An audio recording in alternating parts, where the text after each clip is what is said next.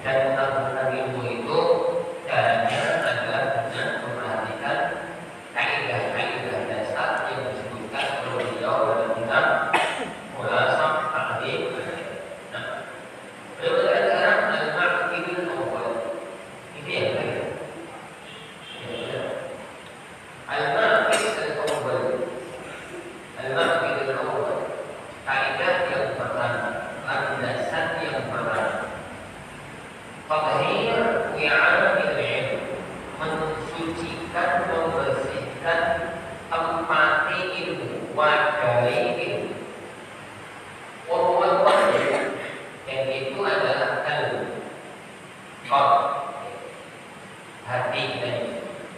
wa bihasabi taharatil qalbi yadkhuluhu al-ilm. Seiring dengan sucinya hati, maka ilmu itu bisa masuk. Wa idza izdadat taharatuhu izdadat qabiliyatuhu lil-ilmi. Apabila hati itu semakin bersih, maka semakin bisa menerima ilmu. Faman arada iyazatal ilmi falyuzayyin batinahu. Maka barang siapa yang ingin untuk menguasai ilmu, mendapatkan ilmu, maka dia menghiasi hatinya, kuat-kuat menghiasi batinnya, wa yutahhiru qalbahu, dan dia itu mensucikan hatinya min najasatihi, dari najisnya hati. Fal ilmu jawharun nabih, karena ilmu itu barang yang sangat lembut, sesuatu yang sangat lembut. La tasluhu illa lil qalbin nabi, yang tidak layak, yang tidak benar, yang tidak cocok kecuali untuk hati yang bersih. Wa taharatul qalbi tarji'u ila qismaini 'azimi, dan bersihnya hati itu kembalinya kepada dua pokok utama. Ahaduhuma, yang pertama, taharatuhu min najasati syubhat, bersihnya hati itu dari najisnya syubhat. Wal akharu taharatuhu min najasati syahwat, yang kedua, sucinya hati dari najis syahwat. Wa idza kunta tastahi min nadhari makhluqin mithlika ila wasahi thawbik, apabila kamu itu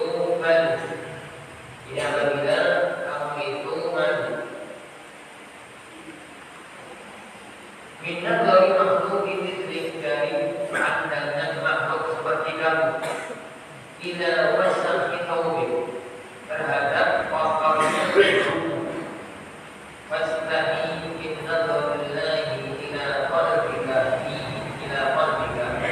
maka barulah kamu dengan pandangan Allah ke dalam hatimu. Wa fihi ihal mawalaya, dan di dalam hatimu itu ada berbagai macam malapetaka, wa dhunubul khataya, berbagai macam dosa dan kesalahan.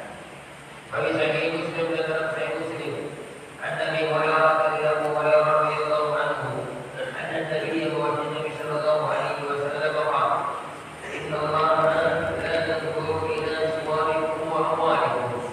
Sesungguhnya Allah Subhanahu wa taala tidak melihat kepada bentuk kalian, tidak melihat kepada harta kalian.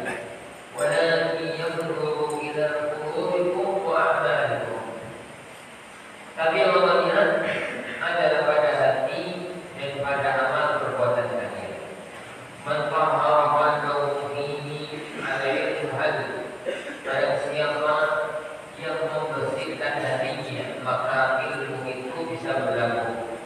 Wa man lam yarfa minhu najasatahu, barang siapa yang tidak menghilangkan najisnya, wa ta'ahul ilm wa ta'al, maka dia akan tinggalkan oleh ilmu. Qala Sa'ad bin Abdullah, berkata Imam Sa'ad bin Abdullah, haramun ala qalbin an yadkhulahu nur, haram bagi hati yang tidak kemasukan cahaya. Wa fihi syai'un mimma, yani an yadkhulahu nur, untuk kemasukan cahaya. Wa fihi, padahal dalam hati itu, syai'un mimma yakrahu Allah azza wa jalla, dalam hati itu ada sesuatu yang dibenci oleh Allah Subhanahu wa taala. Nah, para jemaah yang dimuliakan Allah Subhanahu wa taala, masalah yang pertama, dan itu adalah pokok dari semua masalah yang berikut, bahwa ilmu itu ibarat sesuatu yang amat sangat jernih. Karena ilmu itu, ilmu syar'i, kalau kita bahas ilmu dalam pengertian ilmu agama, ilmu agama itu satu ilmu yang terpancar dari Al-Quran dan As-Sunnah. Jadi ilmu agama itu ilmu yang murni, ilmu yang bersih, ilmu yang cemerlang, yang terpancar dari dua wahyu ilahi, dari Al-Quran dan dari As-Sunnah, dari Al-Quran dan dari Nah, sesuatu yang datang dari Allah, sesuatu yang datang dari Rasulullah SAW itu pasti bersih, pasti jernih, pasti sangat indah. Tapi tatkala kita terima, maka sesuatu itu butuh wadah untuk kita terima, untuk kita terimanya. Ya, wadah itu yang diistilahkan oleh beliau dengan qiraat. Wadah itu. Tergantung sekarang wadah yang kita miliki, wadah yang kita miliki. Karena manusia diberikan oleh Allah Subhanahu wa taala dua. Semua manusia diberikan oleh Allah dua. Satu, akal untuk mencerna dan memahami. Yang kedua, hati untuk meresapi dan mentadabburi. Jadi orang itu diberikan oleh Allah Subhanahu wa taala dua. Semua orang. Satu, akal. Jadi para ulama lebih cenderung akal itu letaknya di otak. Jadi akal itu letaknya di otak. Ini tempat orang itu untuk memahami, menghafal, jadi menelaah, memahami dan macam-macam. Ini tempatnya apa?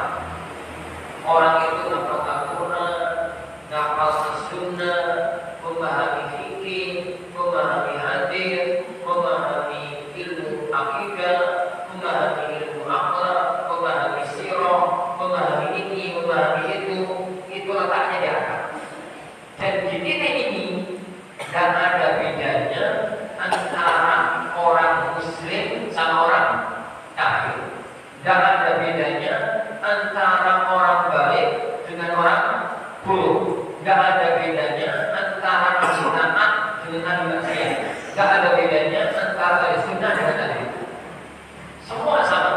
Pokoknya rajin belajar, dia akan mendapatkan ilmu tersebut. Ilmu tersebut.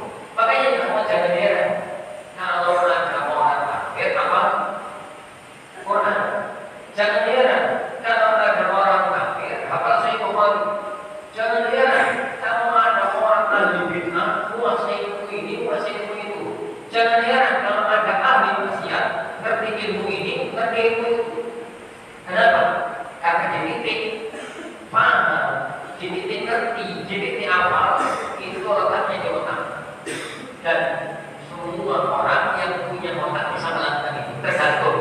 Ada otak itu yang encer, gampang nafasi, gampang paham.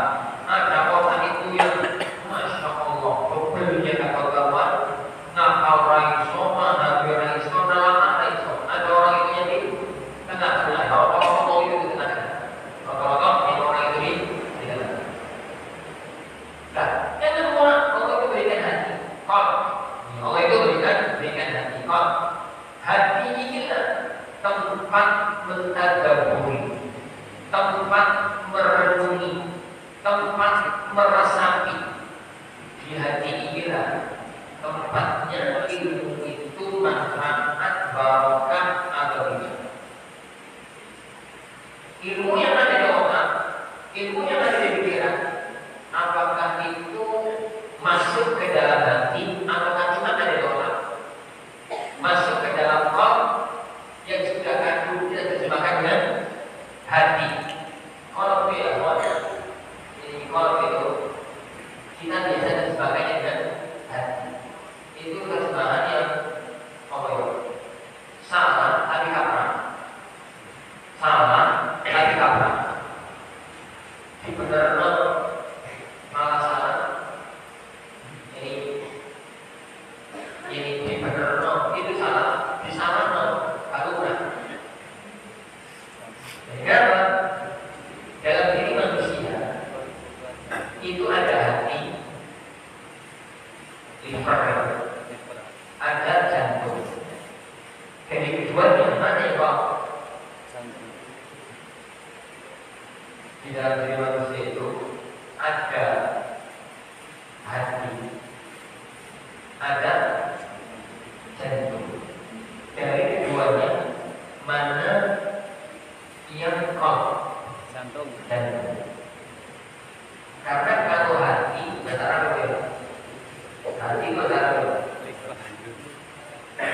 kaki. Kaf, ba, dan sudah kaki. Dari mana? Dari mana? Pertama, hati itu gumpalan darah, jantung itu gumpalan. Kalau untuk berlembek, ambil hatinya dibelah, itu jadi darah. Kalau ambil jantung dibelah, jadi daging, dagingnya merah, daging. Yang gumpalan darah itu apa? Daging. Yang gumpalan daging itu kok. Nanti kata Rasulullah SAW, uhillat lana maitatan wa daman. Dihalalkan untuk kita dua darah, dua bangkai, dua darah. Amma maitatan, adapun dua bangkai itu ikan belalang. Adapun dua darah maka al-kabidu wa tihab, hati dan limpa.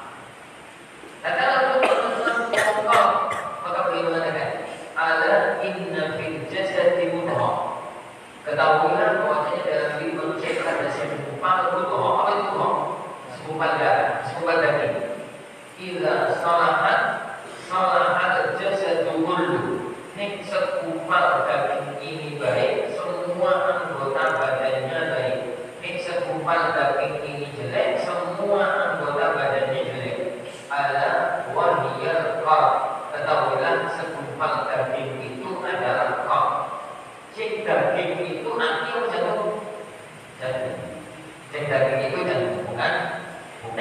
Itu yang pertama. Yang kedua adalah antum kalau pergi ke negara, mau Saudi, mau Syam, mau Mesir, mau Yaman,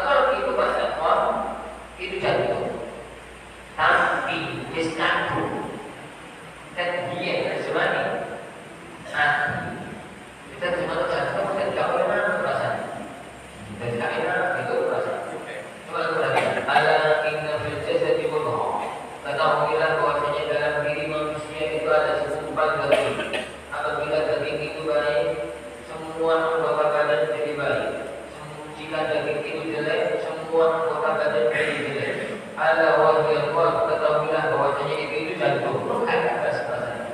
Jika rumah dimaknai. Sadaqallahul azim. Sebenarnya Maha benar Allah dengan segala firman. Aku tidak ada itu. Begini tuh, tidak ada kita mau begini juga sebenarnya. Dan kan sebenarnya kan sadaqallah, sadaqallah ismaha benar, sadaqallah al-azim yang maha agung, maha benar Allah yang maha agung. Kan Allah sih, kan bagus sebagai ini maha benar Allah dengan segala firman. Tapi kan sebenarnya kalau yang ngomong gak pantas. Sebenarnya kalau mau yang ini ya, saya kembali ke materi. Bahwasanya manusia itu diberikan oleh Allah ada kekuatan untuk mempelajari, menghafal, memahami dan ini menguasai satu materi ilmiah. Itu letaknya di otak. Dan ini tergantung otak ini karena ada beda.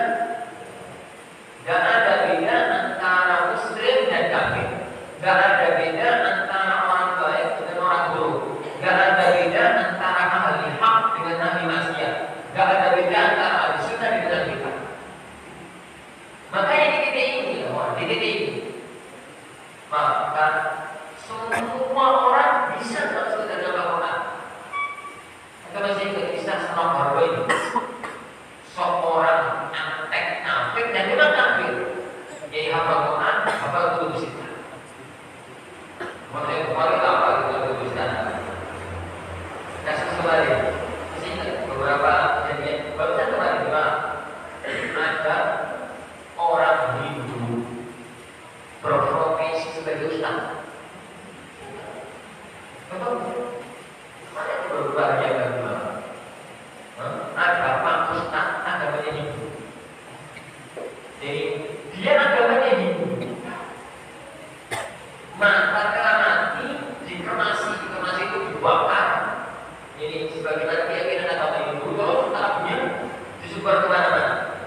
Tapi saat hidup dia itu profesinya ustaz. Dia pakai Jumat, dia ustaz, dia ceramah. Bisa, sangat bisa. Jadi kafir di London, di Amerika, di Jerman, di Belanda, dan gitu. Perguruan tinggi besar dunia, di kafir itu ada satu jurusan namanya jurusan Islamologi. Belajar Islam, tapi saya belajar orang kafir. Saya belajar di sana orang kafir. Yuk belajar tafsir, yuk belajar sirah, yuk belajar hadis, yuk belajar fikih. Tapi kok kafir? Yuk merasani, kok bisa? Ya, karena ilmu pengetahuan itu letaknya di otak. Karena saya di otak, kita masalah ilmu itu ada di otak. Baru kemudian yang di otak itu masuk ke dalam hati atau tidak, masuk ke dalam kol atau tidak. Karena kata Imam kol itu jantung, tapi sekarang itu cuma kan aktif sakit, kayak masuk ke dalam hati ini apa? Ini apa? Karena masuk ke dalam hati, ini karena ini masuk ke dalam hati. Di hati itulah letaknya. Ilmu itu jadi ilmu yang manfaat atau jadi ilmu yang tidak manfaat. Jadi ilmu yang barokah atau tidak ilmu yang barokah. Ibarat air yang jernih, yang dari Al-Quran dan dari Sunnah Nabawi. Hati itu ibarat wadah, ibarat tempat, ibarat wadah. Maka sak jernih warna air yang kita terima ini wadah kotor, maka air itu jadi kotor.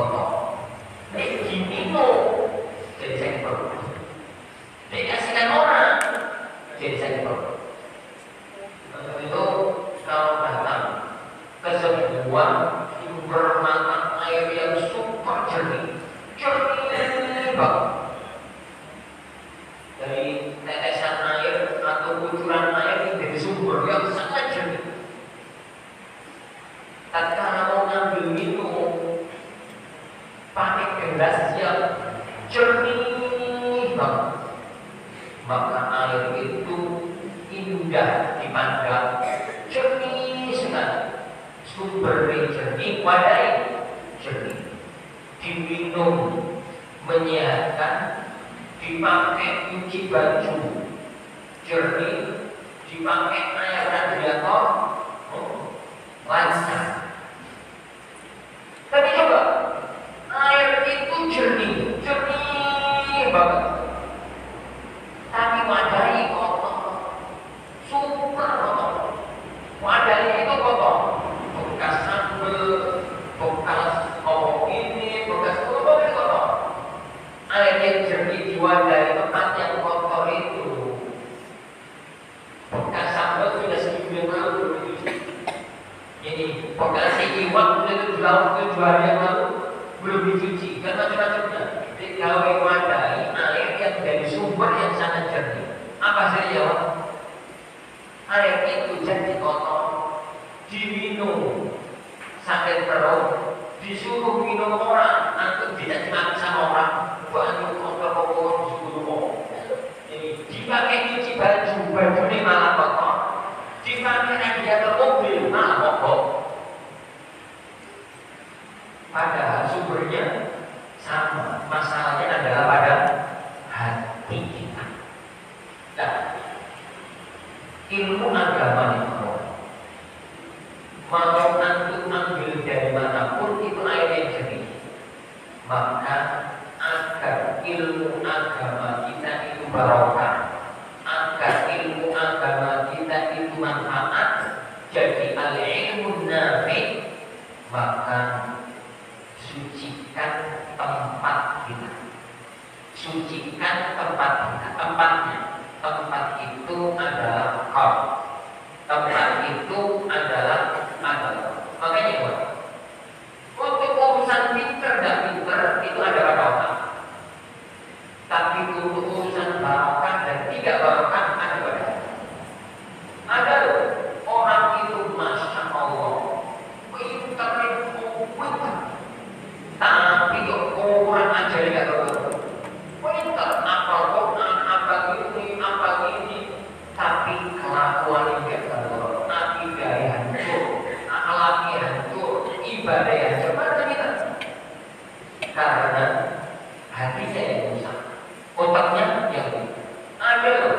Orang itu ilmu ini biasa-biasa saja, pengetahuannya itu biasa-biasa saja, tapi semua ilmu yang cuma sedikit itu berefek kepada sesuatu yang sangat indah. Dia itu ngerti ini akhlak baik itu kemuliaan. Ngerti ini bakti sama orang tua itu kebaikan. Itu aja ngerti. Kalau nanti tafsir, pengijian nih, hukum-hukum nih, dalil-dalil, apa para tapi nanti ini global.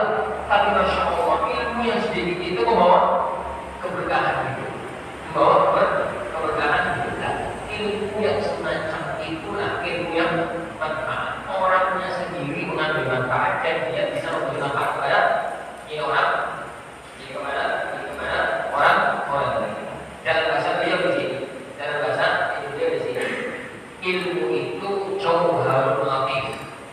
Ilmu itu sesuatu yang sangat lembut. La yasluhu illa lil qalbi tadiq. Dia itu tidak layak kecuali untuk hati yang jernih, untuk hati yang bersihnya hati pada Allah. Jadi kotoran hati itu ada dua. Ada kotoran syubhat, ada kotoran syahwat.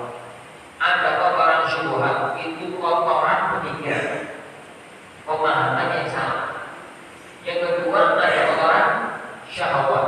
Syahwat itu adalah hawa nafsu, turuti hawa nafsu. Dua-duanya itu kotoran, dua-duanya itu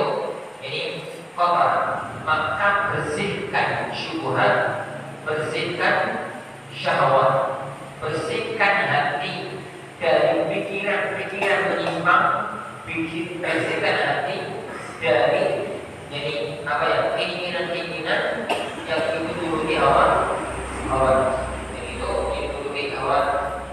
Jadi apa ya, jadikan kita itu jadi Syekh Allah Ta'ala menyampaikan satu permisalan. Jika kita itu merasa malu, kalau penampilan kuat kita itu kotor, baju di kotor, baju di belakang itu pakai. Jadi penampilan di auta-auta, kita itu merasa gak enak dipandang orang lain. Saya tahu yang Allah pandang itu bukan tampilan luar, yang dipandang oleh manusia itu tampilan kuat kita. Yang dipandang oleh Allah adalah tampilan batin kita. Innallaha la yanzuru ila suwarikum wala ila amwalikum. Allah itu tak melihat tampilan kalian yang luar untuk kalian. Allah tak melihat kepada apa kalian. Walakin yanzuru ila qulubikum wa a'malikum. Allah itu yang melihat adalah hati dan amal perbuatan kalian. Kata Sahal bin Abdullah Al-Busturi, salah satu ulama dalam dunia hadis, salah satu ulama Bukhari. Ini Sahal bin Abdullah Al-Busturi, beliau mengatakan haramun ala qalbi an yadkhulahu nur. Jadi haram pada hati, yang haram pada hati untuk kemasukan cahaya ilmu syar'i, ilmu agama yang manfaat. Wa fihi syai'un mimma yakrahu Allah. Jadi mimma yakrahu Allah azza wa jalla, dan dalam hati itu ada sesuatu yang dibenci oleh orang. Nah, orang yang hatinya bersih, maka maksiat itu akan berefek kepada ilmu. Enggak kita saya. Orang itu kalau hatinya bersih, maksiat itu akan berefek kepada ilmu. Tapi orang kalau hatinya kotor, maksiat itu gak akan berefek kepada ilmu. Maka jangan diharap kalau Imam Syafi'i rahimahullah satu kemaksiatan mampu menghilangkan banyak ilmu yang beliau miliki. Suatu hari beliau itu kehilangan beberapa ilmu yang sudah beliau pahami. Apa ini, apa itu, paham ini, gitu ya. Tiba-tiba hilang. Enggak semua sih. Tiba-tiba ada beberapa masalah dalam riwayat arba'un masalah. Ada 40 masalah agama tiba-tiba hilang. Biasanya itu tapi masalah ini tadi setelah ditanya kalau hilang, jadi bingung beliau. Beliau akhirnya mendatangi gurunya Waqi. Waqi Ibnu Jarrah. Lalu beliau bertanya, wahai sang guru, ada apa dengan diriku? Kok sekarang ini saya sulit belajar? Jadi malas gitu belajar, malas ngapalkan, malas jadi belajar. Dan ada beberapa masalah ilmiah yang saya sudah paham, tiba-tiba saya lupa, gak paham lagi.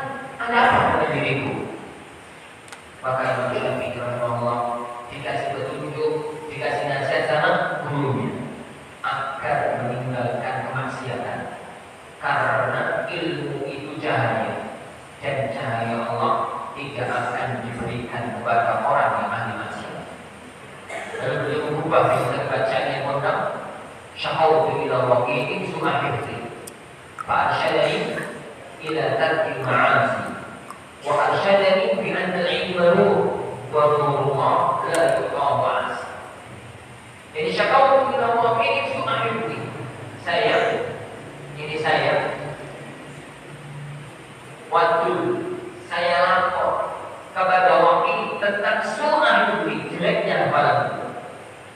Fa'arsyadani ila tarkil ma'asi, maka Maka beliau memberitahukan kepadaku, mengasih aku petunjuk, mengasih aku nasihat untuk meninggalkan kemaksiatan. Dan beliau menyampaikan kepadaku, bila ilmu bahwa jadi ilmu itu cahaya. Wa nurullah la yu'tahu wa'asi. Dan cahaya Allah itu gak akan diberikan kepada orang yang ahli maksiat. Kabarnya gimana ya Allah? Kalau antum, kalau baju itu kotoran sedikit kelihatan dan berefek, itu berarti baju kita itu masih bersih. Orang itu di bajunya putih, orang kotoran tinta kiki, gitu kan? Lalu, kayak kotor, dicuci bersih, gitu. Itu berarti bajunya masih bersih. Tapi ini baju itu kena saus, kena tomat, kena angus, kena opong. Pemiliknya itu tenang aja. Berarti baju itu wis obat. Memang kan bungalah. Karena kotoran sebesar apapun wis kan ngefek. Hati kan jauh dari itu. Hati itu ini ada kotoran, ada ngefek. Jadi malas ibadah, jadi hilang hafalan ini, jadi malas belajar. Berarti hati Anda masih bersih. Tapi ini maksiat besar sekalipun, itu gak ngefek ke hafalan, gak ngefek ke pemahaman, gak ngefek ke kecerdasan. Berarti hati Anda sudah berubah. Maka saya dari lain. Ini sebagai santri itu ada yang benar kok. Keputusan aku kan daripada Syafi'i. Dulu. Dan gimana? Imam Syafi'i itu gara-gara satu maksiat 40 masa hilang. Sering maksiat, apalagi normal-normal aja. Apalagi normal-normal aja. Ternyata kata maliknya kita gila. Itu tanda hati Imam Syafi'i masih jernih dan hati Anda kuat. Hati Anda itu adalah eset. Imam Syafi'i hatinya bersih, ada maksiat satu berefek. Tapi hati Anda sudah sangat kotor sehingga air comberanmu tak berefek. Barang dia buat ini iset bersih gitu ini. Bersihnya gitu. Coba masukin. Oh. Masukin kemasukan apa?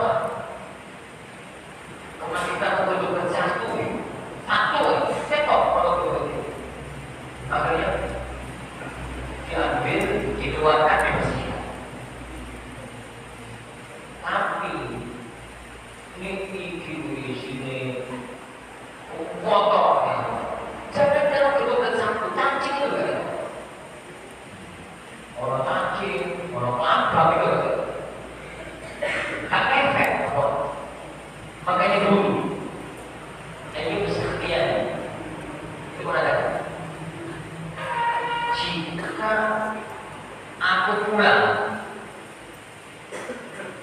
tiba-tiba aku melihat istriku berubah, anakku berubah, makanya aku pikir, ya maksiat apa yang aku lakukan hari ini sehingga berefek kepada istri dan anak. Kata beliau, kalau aku sampai berbuat maksiat, mesti maksiat itu punya efek pada istri dan keluarga. Itu manusia suci. Ada banyak orang suka doain, aku maksiat kok doain, ya berarti keluarga Anda sudah tidak, jadi keluarga Anda sedang dalam masalah besar. Tatkala maksiat sudah tidak berefek, barang itu ini isek bagus itu, masalah titik dia, mobil itu ini masih baru, Allah, apa itu gak enak dikit ya, biasanya tuh enak, anteng, ayem gitu. Tiba-tiba orang masalah dikit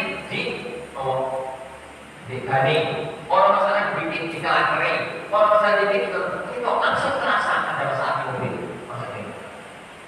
Tapi mobil itu, ini sebenarnya akan berubah.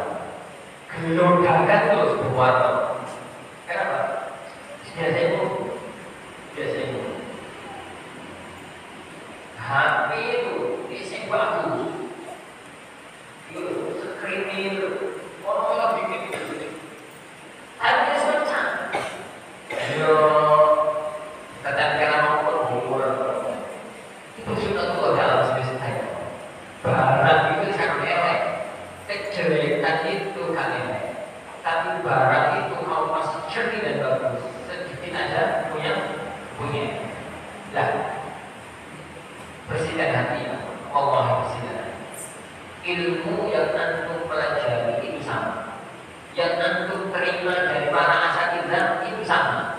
Tinggal hati kita, wadah yang kita miliki itu akan bawa pengaruh yang besar. Apakah ilmu kita jadi ilmu yang manfaat, ataukah ilmu kita jadi ilmu yang tidak manfaat? Apakah setelah tidak jadi alim itu jadi alim rabbani? Apakah setelah tidak jadi alim nanti jadi ulama nafsu?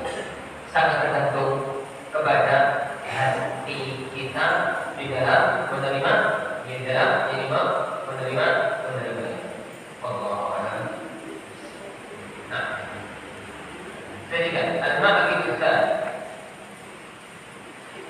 ikhlasun niyyati fihi, mengikhlaskan niat ini hanya untuk Allah Subhanahu wa taala dalam menuntut ilmu. Bagaimana ini ikhlasul a'mali asasu qabuliha. Sesungguhnya keikhlasan sebuah amal itu adalah fondasi qabuliha. Fondasi bisa diterimanya amal tersebut. Wa sullamu usuliha, dan tangga bisa mencapai ini amal tersebut. Qala ta'ala, Allah Subhanahu wa taala berfirman, "Wa ma umiru illa liya'budullaha mukhlishina lahu-d-din." Dan tidaklah mereka diperintahkan kecuali yaitu untuk beribadah kepada Allah dengan ikhlas, mengikhlaskan agama hanya untuk Allah semata, yang itu adalah agama yang benar. Wa sayyi'in dan sayyi'in عن عمر رضي الله عنه أن رسول الله صلى الله عليه وسلم قال: الأعمال بالنية ولكل امرئ ما نوى. Jadi amal-amal itu tergantung kepada niatnya, dan semua orang tergantung kepada apa yang dia niatkan. Wa man sabaqa man sabaqa wa la man salama wa salat. Dan tidaklah ini mendahului orang yang telah mendahului, dan tidaklah nyampe orang yang telah nyampe dari kalangan para orang salaf saleh illa bil ikhlasi lillahi rabbil alamin, kecuali karena keikhlasan mereka kepada Allah Subhanahu wa taala rabbul alamin. Qala Abu Bakar al-Marwazi, ini berkata kalimat Abu Bakar al-Marwazi, kan ya kalau tulisannya begitu mim ra waw za, dan-nya itu bacanya Marwazi. Tapi kalau setelah waw itu zain, setelah waw itu zain, mim ra waw zainnya, maka bacanya Marwazi. Ini Marwazi. Sering ini kita tidak jadi ya. Banyak sekali baca ini dengan Marwazi, tak ada Marwazi, Marwazi. Tapi kalau itu setelah waw itu zain, karena itu sudah salah satu di antara para ulama pondok, itu adalah Marwazi. Ini Marwazi. Qala Abu Bakar al-Marwazi, sami'tu rajulan yaqulu li Abi Abdillah, saya mendengar ada seorang yang berkata kepada Abu Abdillah, yakni Ahmad bin Hanbal, maksudnya dia adalah Ahmad bin Hanbal. Wa dzukira lahu as-sidqa wal ikhlas, dan disebutkan kepada beliau kejujuran dan keikhlasan. Qala Abu Abdillah, berkata Abu Abdillah Ahmad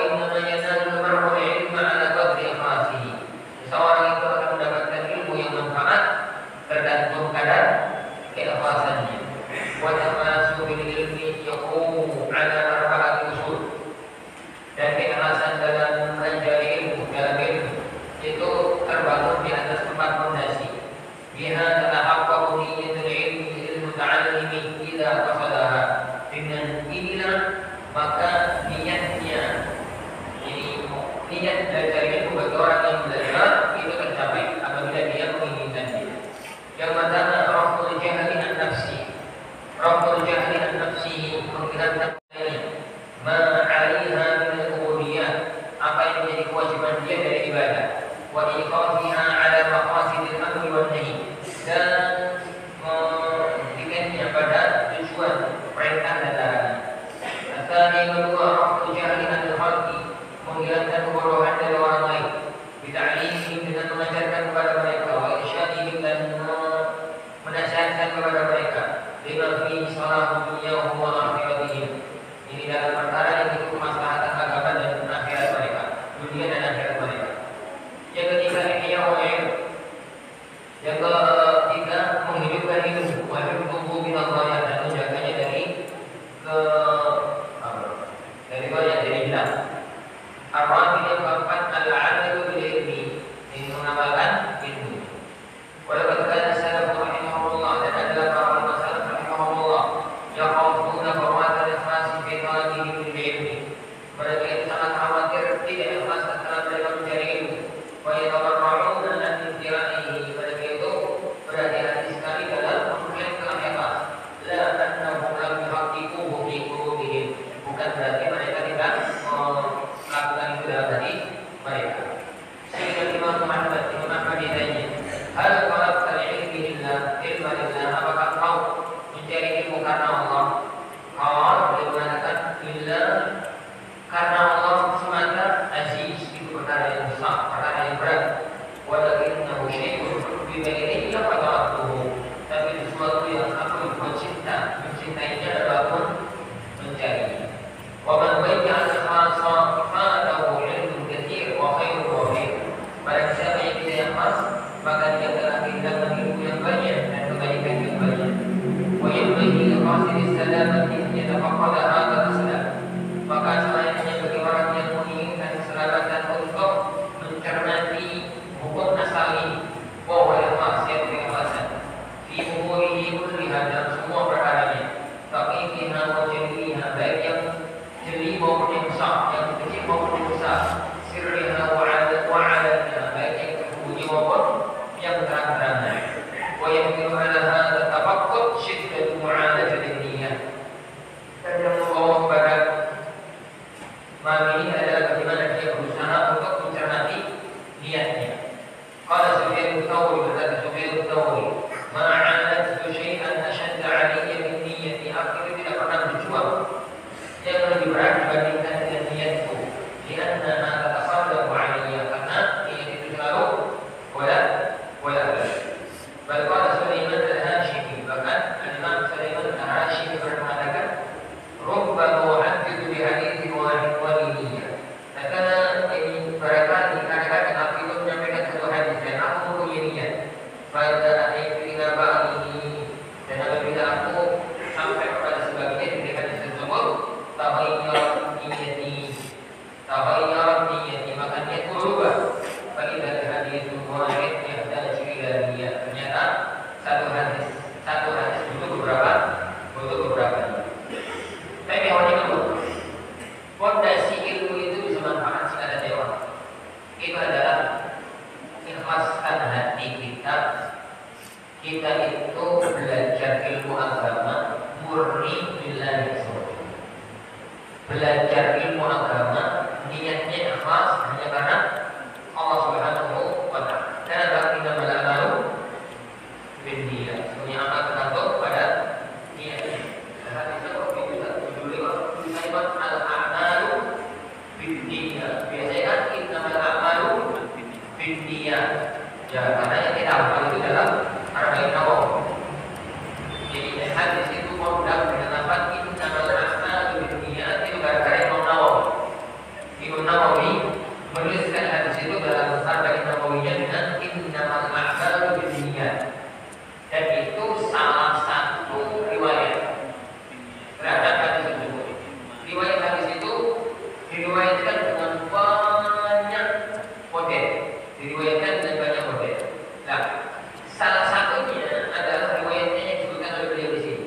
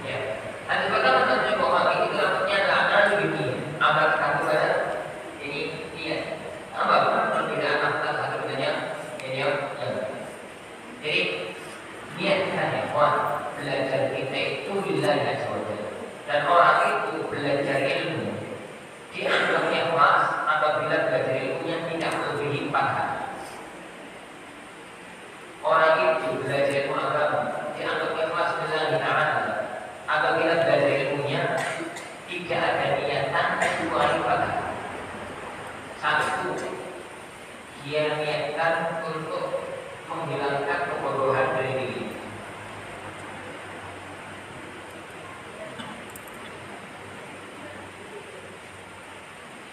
Untuk menghilangkan kebodohan dari diri. Akan nggak ngerti jadi ngerti, asal nggak ngerti dari wajib jadi ngerti, asal nggak ngerti ini jadi ngerti. Itu namanya belajar ilmu agama agar ngerti. Itu namanya raf'ul jahl an-nafsi. Yang kedua ya, untuk dia amalkan, dia belajar dan ngerti. Setelah ngerti, dia amalkan. Setelah ngerti lalu dia bukan sekadar sebagai wawasan. Tidak ada dalam agama kita itu ilmu murni sebagai wawasan, tapi ilmu diaktaui untuk diamalkan. Itu. Yang ketiga, raf'ul jahli an ghairi, menghilangkan kebodohan dari orang lain untuk dia ajarkan kepada orang lain, untuk dia ajarkan kepada orang lain.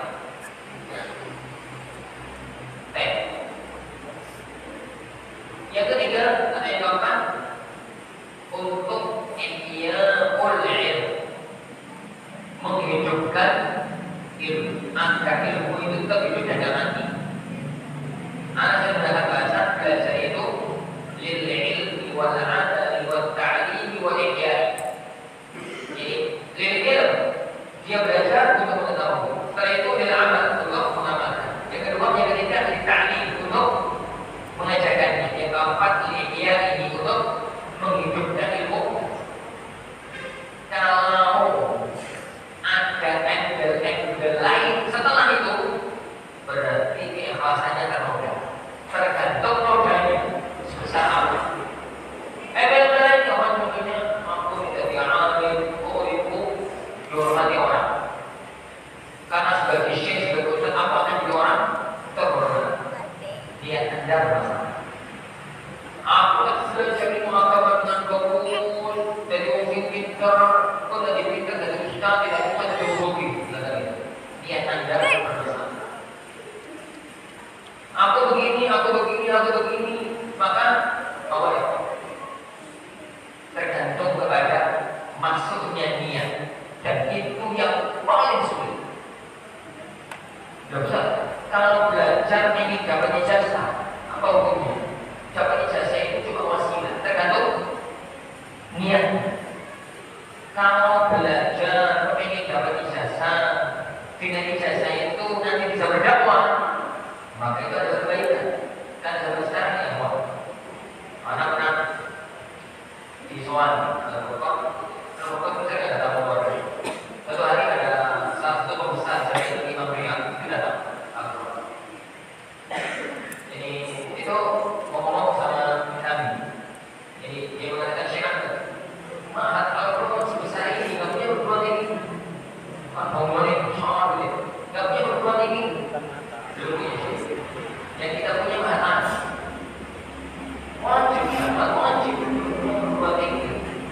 Ada kalau itu coba dia ini kenapa sih? Ini teman Allah. Seandainya sekarang ini Syekhul Islam Ibnu Taimiyah lahir kembali, ada di muka bumi, dia nggak bisa ngajar di Islam. Kenapa? Nggak punya gelar.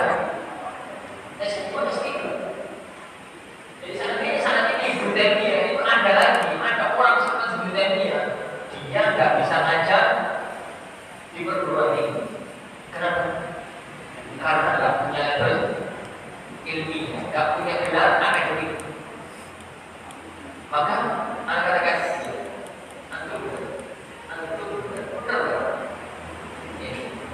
Kalau saya dapat jadikan ijazah S1, S2, S3 itu adalah alat untuk dakwah. Jangan jadikan label ilmiah itu untuk yang lainnya, untuk dapat dunia, dapat kedudukan, dapat materi, dapat ini, dapat itu. Itu secara otomatis akan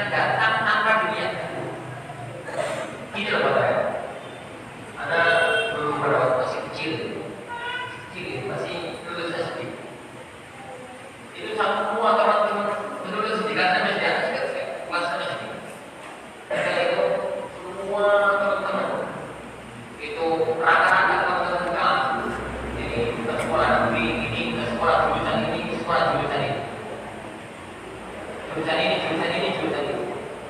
Sekarang bapak itu tanya kepada orang tua mereka, apa anda sampai ke sekolah ini? Dia sekolah ini besok dia jadi dokter, besok dia jadi ini, pegawai enak, kulit itu sufi, kulit itu begini, kulit itu begitu. Bapak itu sedih, karena bapak itu kayak guru ngaji. Ini pada hari dulu, bagaimana pada hari? Saya juga guru madrasah bedanya. Terima kasih. Dan apa hukum sekolah itu jurusan dunia, ini apa kalau sih jurusan agama? Disuruh terus no, mulai ngaji sopo. Sampai pondok ini, kok bisa terus no? Dan ini bapak ngajar ngaji. Tidak bapak sekali itu aja. Wes kau usah mikir dulu. Mana yang tidak ada bapak ini? Wes kau usah mikir dulu. Lawang pegawai negeri cukupi kalau pemerintah. Masa pegawai negeri cukupi kalau jadi ada yang bisa. Pegawai negeri itu sama itu ya Pak. Orang itu suksesnya pegawai negeri sama itu loh. Berapa orang berada di karena 48 atau 12 sampai 36 tahun yang lalu. 36 tahun yang lalu Ustaz dari desa itu PNS. Sama itu. Saya kira apa? Sama itu standar orang itu PNS. Pegawai negeri aja dicukupi sama pemerintah. Apa mungkin pegawai yang mau dan cukupi sama itu? Jadi memang benar ya. Faktanya memang sekarang kemudian saat kita tidak sama-sama begini. Dari situ teman-teman sangat semuanya lagi bilang. Kelas SD. Jadi saat kelas SD, teman-teman kelas SD, gue ini yang mana? Ekonominya mana? Yo, si komai permainan. Ini, yo punya mobil, yo punya ini, yo punya itu. Kemarin tanya dari mana tadi itu? Aku yo orang ini. Tapi begitulah rezeki itu datang dari Allah Subhanahu wa Ta'ala. Jadi jangan masuk ke dalamnya. Ingat kawan saya. Jadi fasilitas dunia itu jangan masukkan dalamnya dan telah belajar agama. Belajar agama itu niatnya cuma apa? Kalau ada adik santri belajar agama niatnya cuma apa? Satu, untuk agar ngerti hukum agama. Yang kedua, bisa ngamalin. Yang ketiga, mampu mengajarkan. Yang keempat, bisa menunjukkan ilmu. Setelah itu tutup niat sampai di situ. Tutup niat sampai ini di situ. Yakin ya, yakin rezeki itu datang dari arah yang tidak pernah kita sangka. Pokoknya kalau sudah negeri yang kita pelajari, kalau sudah berada menunjukkan yang pada waktu yang datang di Rombina Bapak apabila dia bersaudara bapak itu menjadi apabila tidak ada tidak.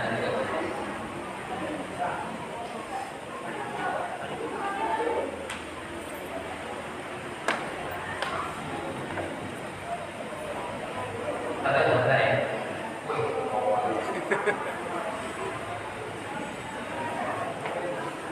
Lembar. Kalau berdasarkan orang dari Saling baik. jadi kalau yang bilangnya jelek, artinya baik, ataupun sebaliknya kalau penampilannya baik, tapi niatnya sombong. Perkataan ini bisa kalau yang dia inginkan adalah hati yang orang pada mobilnya saja. Karena inti orang itu adalah hati. Itu betul.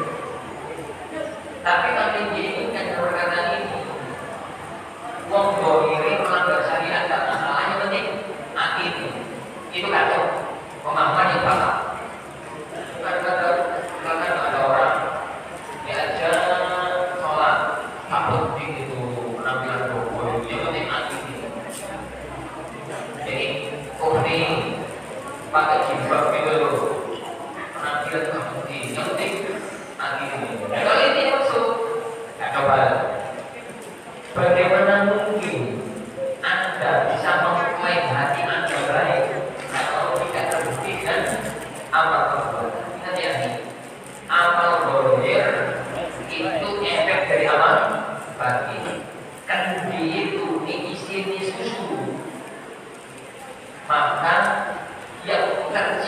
bau susu, nek dituang keluar susu, nek tumpah. Tapi di sini comberan tercium bau susu, nek dituang air kotor, nek tumpah kotor. Orang itu kalau hatinya bersih akan nampak pada penampilan, pada ucapan dan perbuatan. Tapi orang itu berdiri api belum tentu hatinya api, karena bisa dibuat-buat. Artis itu kan buatnya itu, yang omongan itu pasti yang kok. Ini belum tentu dari isi hati. Allah. Tapi kalau kita terjadi, kalau kita nikah berbakti kepada tapi kalau kita dibawakan, maka kita ingin berjalan, kita akan